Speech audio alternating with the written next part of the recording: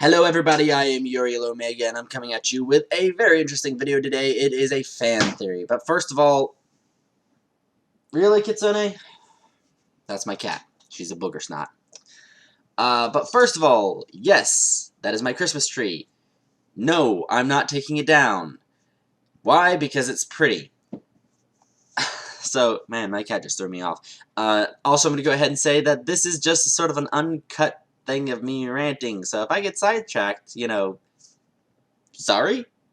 I was going to be doing a Let's Play, but for some reason, the app I use to record my videos decided to be updated, and now I can't record my gameplay without having to broadcast, and it's just annoying, and so I'm not dealing with it, so I'm just have to figure out something to do in order to fix the issue.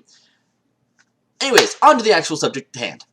My fan theory is that Harry Potter is in the Star Wars universe, but I don't mean like the universe is in the galaxy itself that they're in, but I more so mean the universe is in the lore of the world because they match up, and yes, I know, technically speaking, you could kind of do this with a whole bunch of kind of stuff, but I don't care, I'm just talking about it, leave me alone.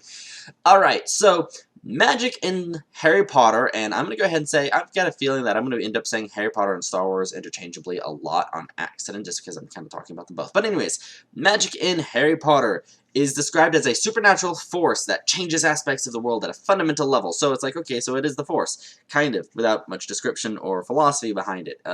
It's even more vague than Star Wars on how the Force works, as far as its scripture. But we do know a few things, is that, one, only certain people can use it. It's a genetic thing, so not everybody can just use it. It's just one of those things. So you got muggles, and you got wizards, and then you got non-force sensitives and force sensitives / Jedi.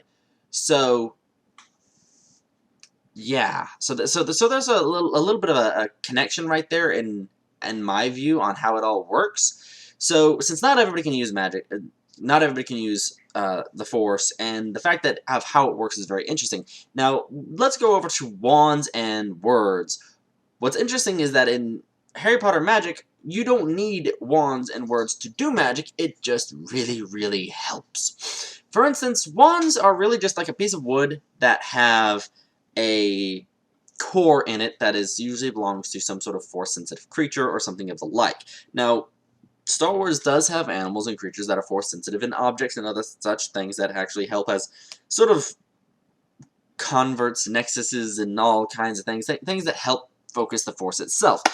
So you can use magic without a wand. Wand is actually more of a focuser. Usually people, when they learn, it takes a lot of skill, but they learn how to use magic, it's usually unfocused and undirected, so it's a lot harder. Now, then you have words. Now, what's interesting about Harry Potter magic for the incantations is that they aren't really needed. For one, there is wordless magic, and two, really all you're doing is saying what you want to do in butchered Latin. That's really about it. So it's just like, I want to levitate in butchered Latin! And that's all you're doing.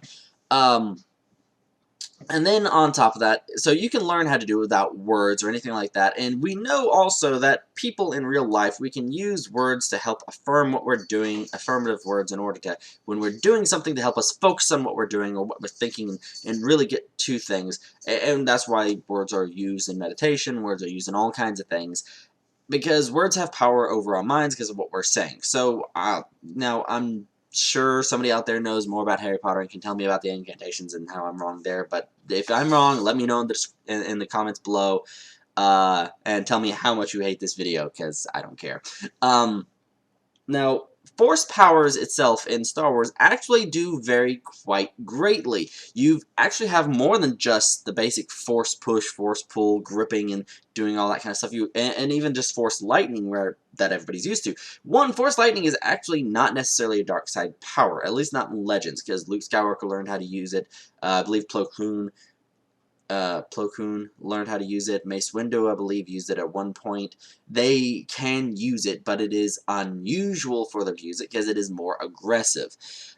Now, there's also a bunch of other kinds of Force powers that you don't really see in the movies that are at least in Legends, like Pyromancy and a whole plethora of other abilities. Plus, there's something called Sith magics, which are a lot more weird, and actually are usually even closer to magic than Harry Potter magic. Go figure.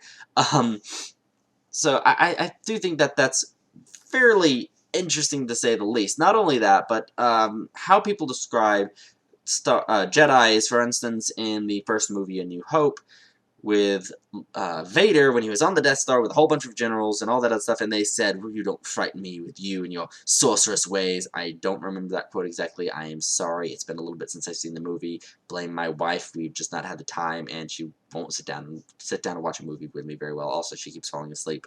Sorry, honey. Um, yeah. So, anyways, going back to that, if you gave Jedi wands, what's very interesting is how wands would work.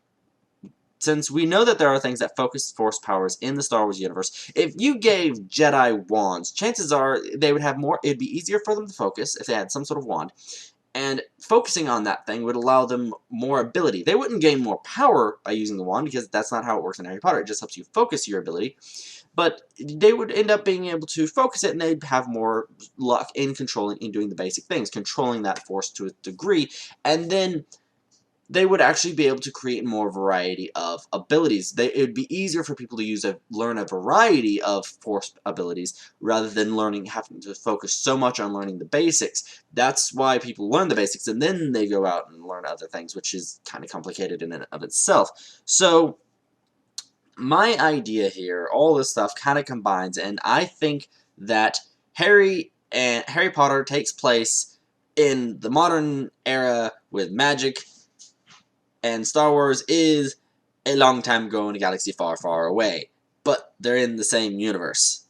So, to sum up, Harry Potter is a Jedi, and Luke Skywalker is a space wizard. There. I said it. Anyways, this has been Uriel Omega, signing off. You guys have a great day.